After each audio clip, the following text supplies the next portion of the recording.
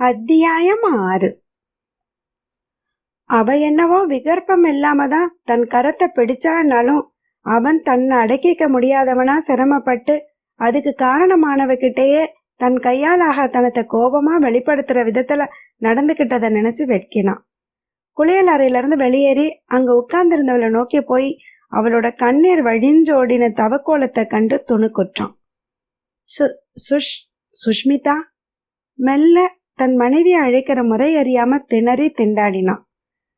தன் செவியில தேன் வந்து பாஞ்சதோ இல்ல அவனால முதல்ல அழைக்கப்பட்டதால தன் பெயரே அவளுக்கு தேவாமிர்தமா இணைச்சதோ? மெல்ல கண்களை திறந்தவ கண்டது அவனைத்தான்.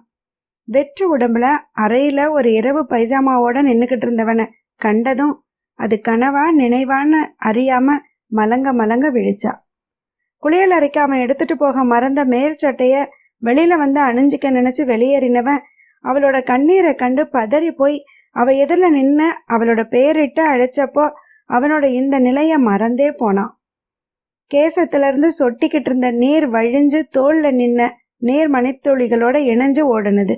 மலை மேல உருவாகிற அருவின் நீரானது கீழ் நோக்கி ஓடி வந்து குளம் போல நின்றுட்டு இருக்கிற ஓடையில கலந்து அதை தாண்டி ஓடுறது போல இருந்ததை கண்டு அவனோட நெஞ்சில நிறைஞ்சிருந்த அடர்ந்த கேசத்தை அலைய முற்பட்ட தன்னோட கரங்களை அடக்கிக்கிட்டு திடீர்னு உருவான வெட்கத்தால நாணி கோணி மெல்ல எழுந்தா. திடீர்னு அவளோட மஞ்சள் நிற முகம் செஞ்சாந்த நிறத்துக்கு தாவினதை கண்ட அவன் தன்னிடம் என்ன மாற்றம்னு ஆராய தன்னை குனிஞ்சு பார்த்து தன் நிலை அறிஞ்சு வெட்கி சட்டுன்னு திரும்பி போய் அந்த அறையோட ஒரு மூலையில இருந்த வார்ட்ரோபை திறந்து மேல் சட்டையை எடுத்து அணிஞ்சுக்கிட்டான். அதுக்குள்ள தன்னை சமணப்படுத்திக்கிட்ட அவள் மனம் அவளுக்குள்ள உண்டான உணர்ச்சியால அந்த பாடலை பாட துவங்கினது. காதல் வந்ததும் கண்ணியன் உள்ளம் காதலை யாருக்கும் சொல்வதில்லை. காதல் கொண்டவன் கிட்ட கூட சொல்ல வழியற்று தயங்கி நின்னது. அவளுக்குள்ள வெட்ட வெளிச்சம் போட்டு காட்டிய காதல் இன்ப உணர்ச்சியை உருவாக்கியிருந்தாலும் அவனோட உதாசீனத்து மூலமா அவனோட வெறுப்பை அறிஞ்சிருந்தவளுக்கு தன் மீதே கூட கோபம்தான் வந்தது. பெருசா ஏதோ தான் ஒருத்தனை காதலிக்கிறதாவும் அதனால விவாகரத்துக்கு மனு போடவும் வேண்டிக்கிட்டு நடத்தியும் இருந்தாளே, அது அப்படியே விட்டிருந்தா கூட தானா எல்லாம் பொறிப்பட்டு சாதாரண கணவன் மனைவியா கூட வாழ தொடங்கி இருக்கலாம். தன்னுடைய கருத்தை ஏற்றுக்கிட்டு அவனும் அடுத்த கட்ட நடவடிக்கையை மேற்கொண்டு இருந்தான். பின்ன தன்னை வேண்டான்னவளை கட்டிக்கிட்டு வாழ்நாள் பூரா கஷ்டப்படணுமா? அதுக்கு தானே இந்த கோர்ட்டு விவாகரத்தெல்லாம் இருக்கு. அவன் தன்னை விடுதலை செஞ்சாதானே வேற ஒரு பெண்ணை மணந்து மனசு ஒப்பி வாழ முடியும். கண்ணுக்கு தெரியாத அவள் மேல கோபம் தாறுமாறா வந்தது. இப்போ தன் வாழ்க்கையில தானே மண்ணை அள்ளி போட்டுக்கிட்டதை நினைச்சு மனசு புழுங்கினான். அவனை பார்க்கவும் வெட்கப்பட்டு படுக்கையில படுத்து கண்களை மூடி பாவனை செஞ்சான். சட்டையை போட்டுக்கிட்டு திரும்பினவன் அவளோட கண்ணீரோட காரணத்தை அறியணும்னு அவளை திரும்பவும் நெருங்கினப்போ அவளோட உறக்க நிலையை கண்டு மனசு இறங்கி விளக்க அணைச்சிட்டு பெருமூச்சோட படுக்கையில விழுந்தான். வழக்கம் போல அவளுக்கே உண்டான சுகந்த மனத்தை உள்வாங்கி மூச்சில நிறைச்சு நிரப்பினான். பக்கத்துல அவன் படுக்கிற அரவம் உணர்ந்தாலும் அவன் பெருமூச்சோட காரணத்தை தப்பர்த்தம் செஞ்சுக்கிட்டா. காதல்ல முக்கியமானது தன்னால காதலிக்கப்படுறவங்களோட மகிழ்ச்சி. தான் அவனோட இருக்கிற வரைக்கும் அவனால எப்படி மகிழ்ச்சியா இருக்க முடியும்? தான் பாகை துரும்பா இல்ல புல்லுருவி போல ஒட்டிக்கிட்டு அவன் வாழ்க்கையில உறுத்திக்கிட்டு இருக்கிறோமோன்னு நினைக்க தொடங்கினான். அவனும் எத்தனை நாட்களுக்கு தான் உணர்ச்சிகளை அடக்கிக்கிட்டு மரம் போல வாழ்ந்துகிட்டு இருப்பான்? தனிமை கிடைச்சா பஞ்சும் நெருப்பும் பற்றிக்கோம்பாங்களே, இதோ ஏறக்குறைய 6 மாசம் இதே அறையில தினமும் ஒன்னா ஒரே படுக்கையில படுத்தாலும் இதுவரைக்கும் அவனோட பார்வையில ஒரு மாற்றமோ தெரிஞ்சோ தெரியாமலோ ஒரு உரசலோ எதிர்பாராம ஒரு இடியோ எதுவுமே நடந்ததில்லையே. அப்படின்னா அவனுக்குள்ள நான் எந்த பாதிப்பையும் உண்டாக்கலன்றது தானே உண்மை. தன் மேல கழிவிறக்கம் மேலிட இருட்டு போர்வையில தன் கண்ணீருக்கு விடுதலை அளிச்சவளா தன்னை மீறி ஓடி வந்த விசும்பலை அடக்க முடியாம போனது.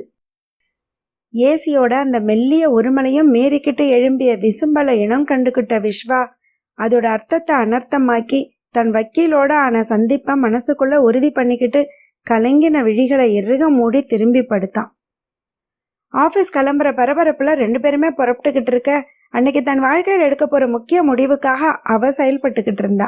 ரொம்ப முக்கியமான சில பொருட்களை தன்னோட கைப்பைக்குள்ள அடுக்கினவ தலைவாரிக்கிட்டு இருந்த அவங்கிட்ட வந்து கண்ணாடி வழியா பார்த்து பேசினான். நான் உங்ககிட்ட ஒன்று சொல்லணும். சொல்லு அப்படின்னு அவனும் கண்ணாடி வழியா அவளை பார்த்து சொன்னான். இன்னைக்கு அப்பா வீட்டுக்கு போறேன். இப்போ ஆஃபீஸ் தானே போற? ஆமா, சாயந்தரம் நேரா போயிடுவேன். ஓ, என்ன திடீர்னு? நைட்டு வந்துருவதானே? அவகிட்ட பதில் இல்லாம போகவே திரும்பி பார்த்தான். அவளோட பார்வை தரையில பதிஞ்சிருந்தது. அவன் வயிற்றுக்குள்ள ஏதோ சங்கடத்தை உணர்த்த கொஞ்சம் அவசரமா, என்ன என்ன ஆச்சு அப்படின்னா. மெல்ல அவனை நிமிர்ந்து பார்த்தா. நான் போறேன். அத்தை மாமா கிட்ட ஒரு 2 நாட்கள்னு சொல்லுவேன். ஆனா அழுகையை அடக்க முடியாம பார்வையை திரும்பவும் தரைக்கு செலுத்தினான். அவன் கரத்துல இருந்த உருளை சீப்போட கனம் தாங்காம அவன் பிடியிலிருந்து நழுவி கீழே விழுந்தது. சட்டுன்னு குனிஞ்சு அதை எடுத்து அவன் கையில கொடுத்தவ வேணும்னே அவன் உள்ளங்கையில தன்னோட விரல்களை தீண்டியே கொடுத்தா. அவனுக்கு என்ன, அவளோட உணர்வுகளை அறிஞ்சிக்கவா முடியும்? தன்னோட உள்ளம் படுற பாட்டைத்தான் அவன் அறிவானா? ஒருவேளை இதுவே இறுதி சந்திப்பா, இறுதி தொடுகையா இருந்துட்டா? தன்னை கட்டுப்படுத்திக்க முடியாம கொஞ்சம் அவசரம் போல பரபரன்னு அந்த அறையை விட்டு வெளியேறினான். திரும்பவும் ரோஜா கொத்தோட ஸ்பரிசம். ஆனா அந்தோ பரிதாபம், அழகுக்கே அழகான அந்த ரோஜாவில் இருக்கிற முட்களா அவளோட வார்த்தைகள் இருந்ததே. இப்படி திடீர்னு குத்திட்டு ஓடினா என்ன அர்த்தம்? என்ன நினைச்சுக்கிட்டு இருக்கா?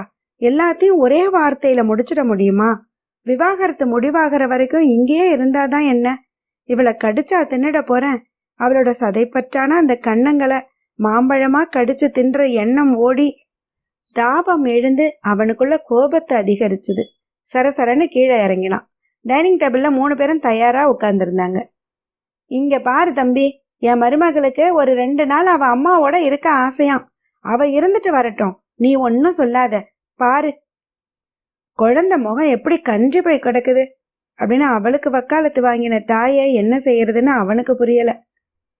அதெல்லாம் வச்சு ஒன்னும் சொல்ல மாட்டான். நீ போயிட்டு வாமா. பொறுப்பா பர்மிஷன் கொடுத்த தந்தைய கையாலாகா தனத்தோட பார்த்தான். பாருங்க அத்தை, நான் சொல்லல, அவர் ஒத்துக்கவே மாட்டேங்கிறார். பிளீஸ் அத்தை, நீங்க தான் எப்படியாவது கன்வின்ஸ் பண்ணணும் அப்படின்னு கெஞ்சலோட அத்தைய காக்கா பிடிச்சி தன் உண்மை நாடகத்தை அரங்கேற்றம் பண்ணிக்கிட்டு இருந்தா. அவளை பரிதாபத்தோட பார்த்தவன் மனசுல அவளோட புத்திசாலித்தனத்தை மெச்சுக்கிட்டான். அவங்களாவே அவளை அனுப்பி வைக்க வழி செய்யறா, தன்னை கொடும் பாவியாக்கி. ஏன் இப்படி இறங்கணும்? ஒரு ஓர பார்வை பார் என் கண்ணே.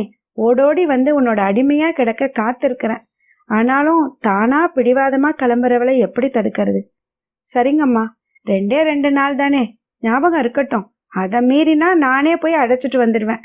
விளையாட்டு போல மிரட்டி பர்மிஷன் கொடுத்தான். இது தேவையான்ற மாதிரி அவனை பார்த்தவ சந்தோஷத்தை முகத்துக்கு கொண்டு வந்து தேங்க்யூ அப்படின்னு துள்ளி படியேறினான் தன் பெட்டியை எடுக்க. சுஷ்மிதாவோட வரவை எதிர்பார்க்காத அவளோட தாயார் மகிழ்ச்சியோட அவளை கட்டி அணைச்சு வரவேற்க காரணம் மருமகனையும் அழைச்சுக்கிட்டு அவ வந்ததாலதான்ன்றது தாய்க்கும் மகளுக்கு மட்டுமே தெரிஞ்ச உண்மை. அதனால தானே அன்னைக்கு ஆபீஸ்ல இருந்து தன்னை வீட்டுல கொண்டு விட அவனை வேண்டி கேட்டிருந்தா. சாக்குக்கு தன் காரை சும்மாவே சர்வீஸுக்கு விட்டாலே, வாட்டர் சர்வீஸ்ன்னு. அப்பா ஆபீஸ்ல இருந்து புறப்படுறதுக்கு முன்னாடியே இவ கிளம்பினாலே. இன்னைக்கு மட்டும் எப்படியாவது தன் தாயை சமாளிச்சிடலாம். அதுக்குள்ள மண்டைய குழப்பி ஏதாவது காரணம் கண்டுபிடிச்சலான்ற தன்னம்பிக்கை. வாங்க தம்பி, எப்படி இருக்கீங்க? அம்மா அப்பாலாம் எப்படி இருக்காங்க?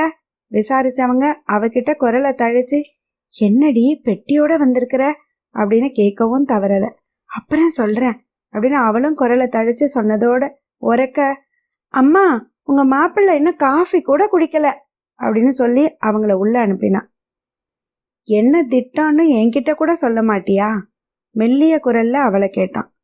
ஒன்னும் இல்ல, ஏதோ நினைச்சு வந்துட்டேன், வாங்க திரும்ப போயிடலாம் அப்படின்னு சொல்லிட மாட்டாளான்னு ஏங்கின மனச மறைச்சு கேட்டான். விவாகரத்து வாங்குறதுக்கு கொஞ்ச நாட்களாவது ஒருத்தர் பார்க்காம பிரிஞ்சிருக்கணுமாமே. நான் அங்கேயே இருந்தா எப்படி? அதனாலதான் அப்படின்னும் போதே அவனோட அருகாமையில உணர்ந்த சுகம் ஆற்றாமைய உணர்த்தினது. ஓ, இதையெல்லாம் தெரிஞ்சு வச்சிருக்கிற நீ? இப்போதைய நீதிமன்ற அறிவிப்பை தெரிஞ்சுக்கலையே. என்ன விருப்பம் இல்லாம கணவன் மனைவி 2 பேரும் பரஸ்பரம் விடுதலை கேட்டா உடனே கொடுத்துற சட்டம் இயற்றி இருக்கிறாங்க. ஆழ்ந்த குரல்ல தன்னிறக்க மேலிட சொன்னான். இவன் இதையும் தெரிஞ்சு வச்சிருக்கானே, அந்த எண்ண உந்துதலாலதான் இந்த செய்தியை அறிஞ்சு வச்சிருக்கிறானோ?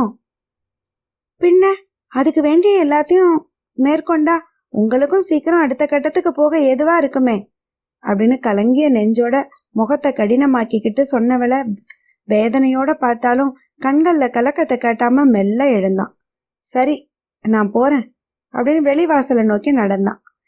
நெஞ்சே நெஞ்சே செல்லாதே அவனோடு, சென்றால் வரமாட்டாய் அதுதான் பெரும்பாடு அப்படின்னு அவனோட ஓட துடிச்ச நெஞ்சத்தை அதட்டி அமர்த்தினவ, காஃபி அம்மா வாக்கியத்தை கூட உருவாக்க தெரியாம வார்த்தைகளை வெளியிட்டு அவனோட இருப்பை கொஞ்சம் நீட்டிக்க விரும்பினான். ஓ ஆமா, காஃபி குடிச்சிட்டே போறேன் அப்படின்னு திரும்பவும் வந்து உட்கார்ந்தான். 1 வாரம் ஆயிட்டுதே, இன்னும் சம்மந்திக்கு உடம்பு சரியாகலையான்னு பார்க்க வந்தேன். மாமியார் பேச்சுல இரு பொருளை புரிஞ்சுக்கிட்ட சுஷ்மிதா தவிப்போட பக்கத்துல உட்கார்ந்திருந்த தன் தாயை பார்த்தா. தாய் குற்றச்சாட்டுகளை பார்வையாலேயே தாங்காம தன் பார்வையை தழிச்சுக்கிட்டா. மகளோட பதிலை எதிர்பார்த்து தாய் அமைதியா இருக்க 2ல் 1 தெரிஞ்சுக்கணும்னு நினைச்சிருந்தவங்களுக்கு வந்திருந்த மாமியார் அவங்களுக்கு அளிக்கப்பட்டிருந்த காஃபியை கூட பார்வையாலையும் தீண்டாம காத்திருந்தாங்க. சட்டுன்னு எழுந்து அவளோட தாய் சம்மந்திய பார்த்து, 1 நிமிஷம் இதோ வர்றேன் அண்ணி அப்படின்னு விடுவிடுன்னு உள்ள போய் திரும்பினவங்க கரங்கள்ல சுஷ்மிதாவோட உடைமைகள் அடங்கின கைப்பெட்டி இருந்தது. சம்மந்தி முகத்துல திருப்தி படர்ந்தாலும் மருமகளை குழப்பத்தோட பார்த்தாங்க. அவங்களோ சம்மந்தி தான் மருமகளை வீட்லயே நிறுத்திக்கிட்டதாவும் பெரியவங்களை எதிர்த்து பேச முடியாம மருமகளும் அங்கேயே தங்கி இருந்ததாவும் நினைச்சிருந்தாங்க. ஆனா அவங்க தயாரா கொண்டு வந்து வச்ச பெட்டியை பார்த்தா அப்படி தெரியலையே. சுஷ்மிதா மடியில இருந்த கைபேசி அடிக்கவும் எடுத்து பேசினான். கால் செஞ்சு பேசினது விஸ்வான்னு தெரிஞ்சு ஆஸ்வாசம் அடைஞ்சு சைகையால அவளோட மாமியார் கிட்ட அனுமதி வாங்கிக்கிட்டு கொஞ்சம் விலகி போய் பேசினான். விஸ்வா படபடப்போட பேசினான். ஹலோ சுஷ்மிதா, அம்மா அங்க வந்திருக்காங்களா? ஆமா சுருங்க சொன்னான். ஒன்னும் ரசாபாசம் ஆயிடலையே? இல்ல, ஆனா ஏன்? ஒரு 1/2 மணி நேரம் முன்னாடி எனக்கு கால் செஞ்சு வரும்போது அங்க வந்து உன்னை வீட்டுக்கு அழைச்சிட்டு வந்துட கேட்டாங்க. நான் வேலை அதிகமா இருக்கு, நாளைக்கு பார்க்கலான்னு சொல்லி தள்ளி போட நினைச்சேன். அதுக்கு அவங்க நீ அழைச்ச வர முடியாதுன்னா நானே போய் அழைச்சிட்டு வர்றேன்னு ஃபோன் காலை கட் பண்ணிட்டாங்க. திரும்ப அழைச்சா எடுக்கல, அதனாலதான் அப்படின்னா. ஓ, இப்ப என்ன செய்யறது? திரும்பவும் அவன் தன்னை அழைக்க மாட்டானான்னு இவளோட மனசும், திரும்பவும் வீட்டுக்கு வந்துடேன்னு அவனோட மனசும் திண்டாட, இதோ நான் வந்துடுறேன் கொஞ்சம் காத்துரு அப்படின்னு முடிச்சான். சொன்ன மாதிரியே கொஞ்ச நேரத்துக்கெல்லாம் வந்தவன் உள்ள நுழைஞ்சதும் சோஃபால உட்கார்ந்திருந்த தன் தாயை பார்த்து வியப்படைஞ்சவனா, அம்மா நீங்க சொன்ன மாதிரியே வந்துட்டீங்களா? என் மனைவியை அழைக்க ஏதோ விளையாட்டா சொன்னீங்கன்னு நினைச்சேன் அப்படின்னா. நீ தான் உனக்கு அதிக வேலை நீய, அதான் நானே டிரைவரை அழைச்சிக்கிட்டு வந்துட்டேன் அப்படின்னாங்க. ஆமா, வேலை கொஞ்சம் அதிகம்தான், ஆனாலும் சுஷ்மிதா இல்லாம வீடு வெறிச்சோடி கிடக்கிறதா நீங்க வாய் விட்டு சொன்னதுக்கு அப்புறமும் நான் எப்படி தட்டி கழிக்கிறது? அதனாலதான் வாயை திறக்கவே முடியல. எப்படியாவது கையை பிடிச்சு அழைச்சிட்டு வந்துடலான்னு என் வேலைகளை எல்லாம் தள்ளி போட்டுட்டு ஓடி வந்தேன். ஓர கண்ணால சுஷ்மிதா முகத்தை பார்த்து முறுவலிச்சபடியே சொன்னான். இவன் இப்படி சொன்னா எப்படி? நாம விலகி வந்து அவனுடைய வாழ்க்கையில ஒளியேற்றலாம்னு நினைச்சா அத அவன் புரிஞ்சுக்காம விட்டில் பூச்சி மாதிரி திரும்ப வந்து விழறானே. இந்த அம்மா வேற எப்ப பார்த்தாலும் உன் வீட்டுக்கு என்னைக்கு போவ, இன்னும் எத்தனை நாட்கள் இங்க இருப்ப, இன்னைக்கு போறியா இல்ல நாளைக்கு போறியா, ஆபீஸ்ல இருந்து நேரா அப்படியே போயிடுவியான்னு கேள்வி ஒண்ணுதான், அத பலவிதமா மாத்தி மாத்தி தொணன்னு கேட்டுக்கிட்டு இருக்காங்க.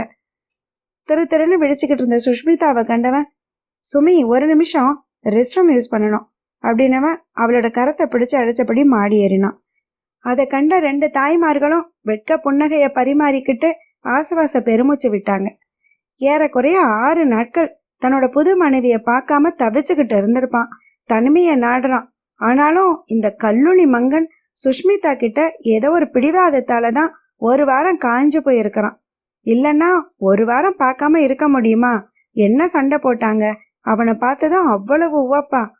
இப்படியெல்லாம் நினைச்சுக்கிட்டே மாடி ஏறி போனவங்களை பார்த்துக்கிட்டு இருந்த சுஷ்மிதாவோட தாயை பார்த்து சங்கடமா புன்னகச்ச சம்மந்தி, பாவம் சின்ன சிறுசுங்க அப்படின்னாங்க.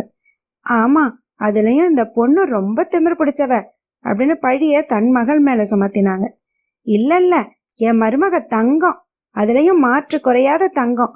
அவ மேல தப்பு எதுவும் இருந்திருக்காது. இந்த பையன்தான் பிடிவாதக்காரன். இல்லைன்னா புது மனைவிய 1 வாரம் எப்படி பிரிஞ்சிருப்பான் அப்படின்னு தன் மகனை சாடினாங்க. எப்படியோ 2 பேருக்கும் பிரச்சனைகள் தீர்ந்து சுமூகமா இருந்தாலே போதும். எந்த ஒரு பிரச்சனையானாலும் நம்ம கிட்ட கொண்டு வராம அவங்களுக்குள்ளேயே தீர்த்துக்க நினைக்கும் போதே அவங்களோட மெச்சூரிட்டி வெளிப்படுதே அப்படின்னு அவங்களையே தேற்றிக்கிட்டாங்க. கைத்தலம் பற்ற கனா கண்டேனடி தோழி. பின்னணியில ஒலிச்ச பாடல் சொல்றது மெய்தானா, இல்ல தான் கனவுக்குள்ள ஆழ்ந்திருக்கிறோமா? இருகமும் இல்லாம இதோ விட்டுடுவேன்ற மாதிரியும் இல்லாம அவனோட வலிமையான கரங்களுக்குள்ள தன்னோட கரங்கள் பொதிஞ்சு கிடக்கிறத நினைச்சு அகமகிழ்ந்த மனசை தன் போக்குல செலுத்த முடியாம இடைப்பட்டுது அவனோட குரல். உண்மையாவே பாத்ரூம் போகணும் போல இருக்குதான் அப்படின்னபடி குளியலறை நோக்கி போனவன் தன்னை மறந்து அவளோட கரத்தை விடுவிக்க மறந்து போக திணறி போனவளோ கண்ணங்கள்ல ஏறின வெப்பம் உணர்த்திய செய்தியால தன்னுணர்வு அடைஞ்சு என் கை அப்படின்னு குரலை மெல்ல வெளியிட அவனும் திரும்பி பார்த்து அவளோட கரத்தை தூக்கி பார்த்து தான் பிணைச்சு இருக்கிறத உணர்ந்தவன் சட்டுன்னு விடுவிச்சு சாரி அப்படின்னு அவளை பார்க்காம சொல்லிட்டு விலகி போனான். சிறைப்பட்டிருந்த கரத்தை தன் முகத்துக்கிட்ட கொண்டு வந்து பார்த்தவ, உனக்கு ரொம்ப திண்ணக்கந்தான், அப்படியே கட்டுண்டு கிடக்கிற, அவன் என்ன நினைப்பான் அப்படின்னு செல்ல கோபத்தோட கடைஞ்சுக்கிட்டா. ஏதாவது சொன்னியா? திடீர்னு தன் பக்கத்துல ஒலிச்சு அவனோட குரல்ல திடுக்கிட்டு துள்ளி விழுந்தவ நெருக்கத்துல அவனை கண்டு குழம்பி தன் மனசோட எல்லா எண்ணங்களும் தடைப்பட ஏதும் அறியாம திகைச்சு திருன்னு விழிச்சா. ஈஸி ஈஸி, ஏன் இவ்வளவு அதிர்ச்சி? நான் தான் இல்ல, ஏதோ பேசின சப்தம் கேட்டுது, இங்க வேற யாரும் இல்லையே, அதான் என்கிட்ட ஏதாவது பேசினியான்னு கேட்டேன் அப்படின்னா. அவளை ஆசுவாசப்படுத்தத்தான் சொன்னான்னாலும் அது வரைக்கும் தன்னோட வலது கரம் முகத்துக்கு எதிரிலேயே நிக்கிறத கண்டு சட்டுன்னு கீழே இறக்கினவ ஏதாவது கேட்டிருப்பானோன்னு படபடப்போட நினைச்சுக்கிட்டா. இல்ல ஒன்னும் இல்ல, திக்கி திணறினா. அவ திணறல ரசிச்சவன், என்ன ஆச்சு உனக்கு? உன் கரத்துக்கு என்னாச்சு? நான் ஒன்னும் அழுத்தமா பிடிச்சிடலையே, ஒருவேளை வலிச்சுதா? ஜிம்மு போறதால கையில கொஞ்சம் முரடு ஏறிடுச்சு, எனக்கு சரியா தெரியல, சாரி அப்படின்னு அவன் கேட்டதுல கேள்வி அதிகமா இருந்துதா உண்மை இருந்துதான்னு இவளுக்கு புரியல. குழப்பத்தோடனாலும் அவனை நிமிர்ந்து பார்க்க துணிவில்லாம பார்வையே கீழே பதிச்சிருந்தா. நான் கொஞ்சம் பேசணும், நீ இப்படி உட்காரு அப்படின்னு இப்படி அவளுடைய படுக்கையை காட்டி சைகை பண்ணினவன் பக்கத்துல கிடந்த நாற்காலிய அனாயசமா ஒரு கரத்தால இழுத்து படுக்கைக்கு பக்கத்துல போட்டு அதுல உட்கார்ந்தான். படுக்கை நுனியில உட்கார்ந்து அவனை பார்த்துக்கிட்டு இருந்தவளை கண்டவன் அப்படியே அந்த செப்பு இதழ்களை தன் இதழால மூடி சிறைப்படுத்த எண்ணம் கொண்டான். கூர் மூக்கோட நுனியில உருவாக தொடங்கி இருந்த சிவப்பு பருவ தன் மூக்கால மெல்ல தொட்டு இன்னும் சிவக்க வைக்க நினைச்சான். கருகருன்னு நீண்டு வளைஞ்சிருந்த அவளோட கண் இமைகளை தன் இமைகளால வருடி பார்க்க ஆசைப்பட்டான். கடந்த ஒரு வாரத்துல அவனுக்குள்ள ஏதேதோ ஞானோதயம் உருவாகி இருந்தது. அதன் விளைவா அவகிட்ட இப்ப பேச போறதுல அவனுக்கு தடை இல்லை. என்னதான் அவளுக்கு விருப்பமான வாழ்க்கையை அவளுக்கு உருவாக்கி கொடுக்க நினைச்சிருந்தாலும் தனக்கு இனி வேற வாழ்க்கை இல்லைன்றது அவனுக்கு நிதர்சனமா உணரப்பட்டது. அதனால அவளோட மகிழ்ச்சிக்காக சீக்கிரமா விவாகரத்து கிடைக்க இவனோட வக்கீலை துரிதப்படுத்தி இருந்தான். அதன் முடிவா மறுநாள் இவங்க 2 பேரையும் நேர்ல வந்து சந்திச்சு சில விண்ணப்பங்கள்ல கையெழுத்து போட்டு ஊர்ஜிதப்படுத்த அழைச்சிருந்தார் வக்கீல். இன்னைக்கு ஒரு நாள் மட்டும் இந்த பெரியவங்களை சமாளிச்சுட்டா நாளைக்கு விவாகரத்து பத்தின விவரங்களை தெரிவிச்சிடலான்னு முடிவு செஞ்சாங்க. அவனோட வேகம் இவளை வேற எண்ணங்களை என்ன வச்சாலும் அவனோட மகிழ்ச்சியையும் எதிர்கால வாழ்க்கையையும் நினைச்சு தன்னை தேற்றிக்கிட்டா.